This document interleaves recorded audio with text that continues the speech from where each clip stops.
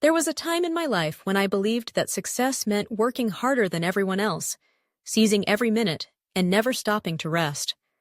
I would rise early, rush to the office, and dive into the day's endless stream of tasks. My calendar overflowed, my inbox never emptied. I thought I was thriving, but in reality, I was slowly draining myself, my energy, my passion, my sense of self. The clock would strike 9 in the morning, and fatigue already pressed heavy on my shoulders. Yet I pushed on, thinking that if I just managed my time better, I could keep going forever. But life has a way of revealing what truly matters, often in the silence between heartbeats or in the exhaustion that forces you to pause. I realized what I truly lacked was not time, but energy. I was running on empty, mistaking busyness for purpose and productivity for fulfillment.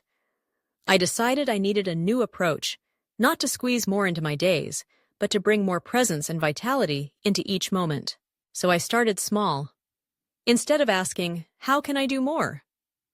I began to ask, how can I feel more alive? Each morning, I carved out time for exercise, not to check another box, but to awaken my body and mind. I made breakfast into a ritual, eating slowly and savoring each bite, rather than rushing out the door. I turned off my phone before bedtime, allowing myself the gift of true rest.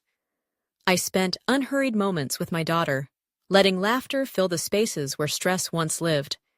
I made room for meditation, learning to observe my thoughts without judgment, and rediscovering the quiet strength within. These simple changes didn't just restore my energy, they transformed my approach to everything.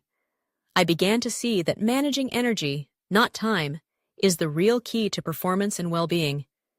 Physical health became the foundation, but emotional renewal and mental clarity were just as vital. When I nurtured my spirit and focused on recovery, I became not only more effective at work, but more present with my loved ones and more at peace with myself. In the workplace, this change became visible.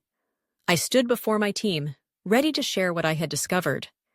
I spoke with a voice anchored in newfound confidence, and my gaze met theirs, steady and engaged. On the screen behind me appeared 4 words: focus, renewal, connection, wisdom. I explained it that we are not machines designed to run endlessly. To do better, to achieve more and feel fulfilled, we must learn the art of wholehearted living, approaching every task, every moment, with our full attention, our full heart. I invited my colleagues to see a new way, to honor periods of concentration and then allow themselves time to recover, to embrace activities outside the office that bring joy and renewal, to connect deeply with those around them and with their own purpose.